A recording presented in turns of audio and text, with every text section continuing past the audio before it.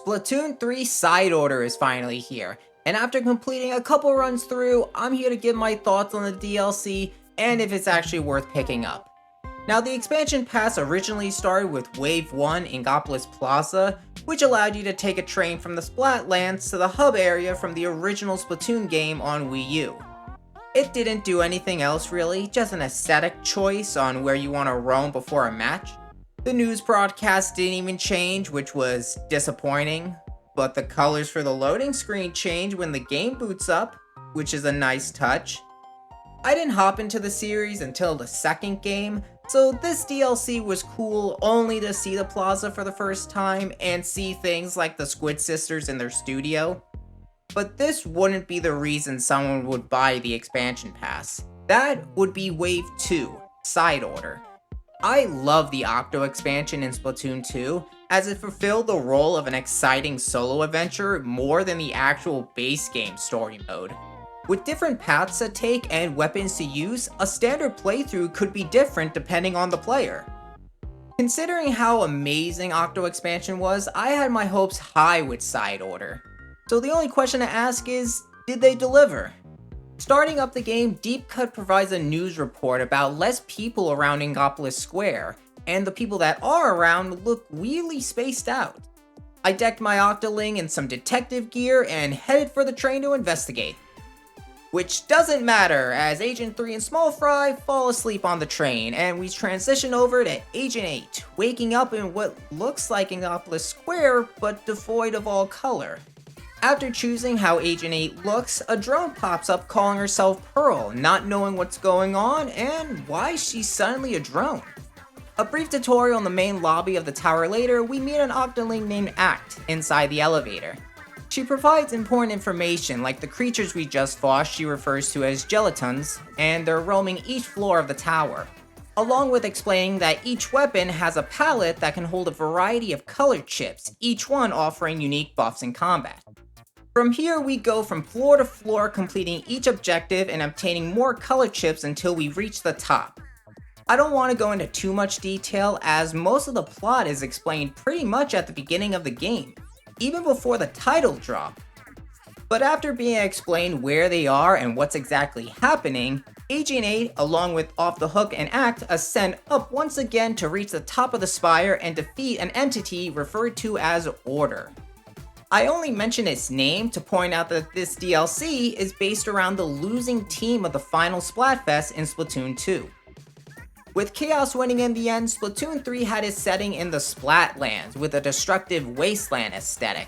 So seeing the DLC with the clean white aesthetic shows what we could have possibly had with the original Splatoon 3 setting if Order won, which is nice, especially considering I was on Team Order. Still hurts. As you play through the game, you'll have fun interactions between Agent 8, Off the Hook, and Act while ascending up. And while most of it is just short conversations, they do, for example, provide background for Act, how she knows Marina, where she's from, also what Off the Hook has been up to since the end of the second game, and go into more detail about this mysterious land. Even after completing the story, there's still new dialogue and lore provided with each run attempted through elevator conversations and unlockable Marina diary entries. Off the Hook really steals the show. Their chemistry and personalities are always entertaining, along with seeing their interactions with Agent 8 and Act. I really wasn't a fan of Pearl when Off the Hook was first revealed, but as time went on and stuff like the Octo expansion releasing, I started to like both idols equally. I mean, did you see what she did at the end of the Octo expansion? With the majority of the story being told at the beginning and the end, the middle can feel somewhat empty. Although considering the type of game this DLC is, it does make sense for it to be structured in a way. Completing multiple floors and getting rewarded with some funny banter or something plot related is enjoyable, and it did motivate me to go for another run through. Unlike the other modes in Splatoon 3, Side Order is a roguelite, with random missions to accomplish and being rewarded with money and color chips that will improve your stats to fight stronger enemies later down the line. Each floor will provide 3 missions, allowing you to choose whichever one to attempt. Mission difficulty will always be displayed, so if you see a hard mission you think you can't handle, selecting a normal or easy mission may be the best call to keep the run alive. However, it's always important to view what each mission provides, as different payouts and color chips may make the harder missions worth taking to have better stats for higher floors. A mission could provide a really nice reward in membucks, however maybe a color chip in an easier mission makes more sense for your loadout. Choices like these will really make you second guess on how to proceed. There is a difficulty level called Rigorous you'll see occasionally, and trust me, when starting out, maybe don't attempt them on your first run. Just a thought. Also randomly through a run, missions labeled with danger or bonus will appear. The bonus challenge can vary from not swimming or gliding through a mission, or maybe even providing multiple color chips for the current floor as a slight advantage. The bonuses like not swimming are only optional, providing membucks if successful, so don't think you have to listen to it if you don't want to. Danger missions, however, are different. Entering the mission, an additional challenge will appear that will keep you on your feet. Whether it's stronger enemies or a type of enemy appearing, you'll have to be cautious on if it's worth the run to attempt these missions.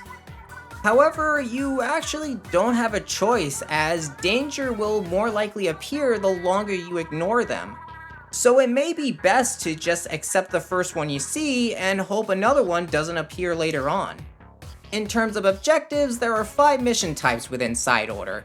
Sometimes you'll play some Splat Zone or Pseudo Tower Control, other times you'll have to defeat runaway enemies or destroy spawn portals. You may sometimes even be tasked to deliver a familiar object to a destination. Don't worry, they don't fly off the stage like before, so one less thing to worry about. One thing you'll notice quickly on your second or third run through Side Order is that stages will show up multiple times, with the only difference being the objective. It's not terrible, and actually this could be helpful since you'll get a better understanding of each stage and how to maneuver to complete the current task from playing a previous mission. The main issue with this is that the mode wants you to play multiple times with different loadouts. So I can see some players getting tired after only a couple runs seeing the same stages over and over again. One thing that does remedy this, however, are the color chips. With each floor completed, you add a chip to your weapon palette. A chip provides buffs like increased swim speed, special gauge fill-up rate, or even increase your weapon damage. So if you're using a weapon that may have too much of a spread, for example, like the Splatbrella, you could add a chip to lessen the spread to focus more on enemies right in front of you. Wanna cause damage with a squid roll? Well, with the right color chip, you can. Also, each weapon palette has a preferred color chip type, so maybe keep that in mind when selecting what chip to equip. During my runs, I'll focus only on what color chip each mission rewards me with, no matter the difficulty. However, if I feel like I could use a chip to help with traversal, for example, I'll take an easy mission specifically for that. Side Order has only just came out, and you can go on Twitter and see some crazy gameplay with specific color chip configurations, which only makes me want to try them out myself. Besides completing missions, there are also vending machines you can find during your run, which you can use your collected membucks to buy random color chips, different special or sub weapons, and possibly additional lives if you have empty slots available. Also, something to consider is that these vending machine areas act as a whole floor too. So while they can be used for some nice downtime and one less challenge to deal with to reach the top, you may be missing out on a color chip you could have used had you done a mission instead. Progressing further up, every 10th floor you'll be faced with a boss fight, and not including the final boss, these floors will rotate between 3 different encounters. And like the repeating stages, you'll be seeing these bosses over and over again. And while each one does provide a good challenge, maybe if the game had around 6 bosses to rotate out, it would have helped with variety. Regardless of what you do during your first run, unless you're really skilled at the game, you're most likely not gonna reach the top immediately. That doesn't mean your time was wasted, as after you finish, you'll be rewarded with pearls that can be given to Marina to activate hacks, which provide permanent buffs like additional lives, armor, and damage. Later on, you'll even be offered even more hacks to buy, like re-rolling floor missions, increasing the rate of color chips appearing, or even continuing your run immediately after running out of lives by paying membucks. While it can be frustrating making it so far only to lose, obtaining more hacks can just be the little extra boost you need to make the next run a win. You're not the only one to get permanent buffs through hacks, however, as Pearl can provide assistance during your run as well. While playing, a meter will fill up, allowing Pearl to use a variety of attacks based on what color chips you acquired.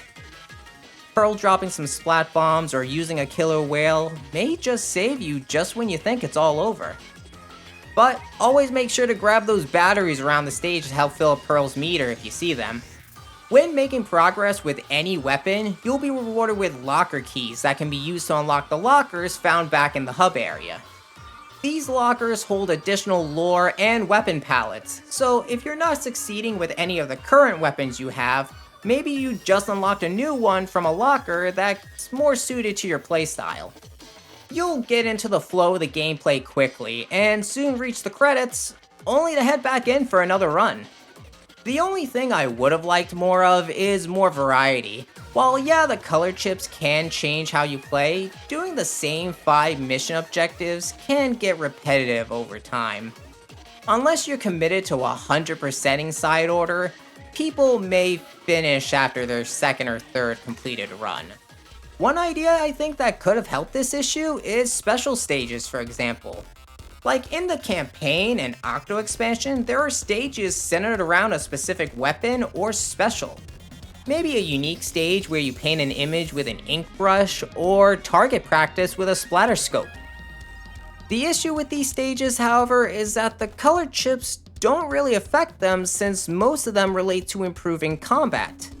Which is why I think if they served as special stages, they could be seen as something like vending machine floors, serving as downtime and providing separate rewards like pearls or an additional life. That way, each loadout will have something to make their playthroughs more unique. It's just a thought, and this not being here doesn't hurt my opinion on the DLC overall. Just something that maybe they could incorporate in Splatoon 4 if they bring this mode back in the future. What's actually here though is good, as the more runs you complete, you'll be rewarded with gear, locker items, banners, titles, and even weapons. This is the type of stuff that makes me go for additional runs, wanting to gather every piece of gear to wear and weapon to use for turf war. Depending on the person, side order can be one and done, or something that'll keep you coming back for more. One thing Splatoon never fails with is its music, as if you're a fan of the series music, specifically music similar to the Octo expansion, you're in store for something great.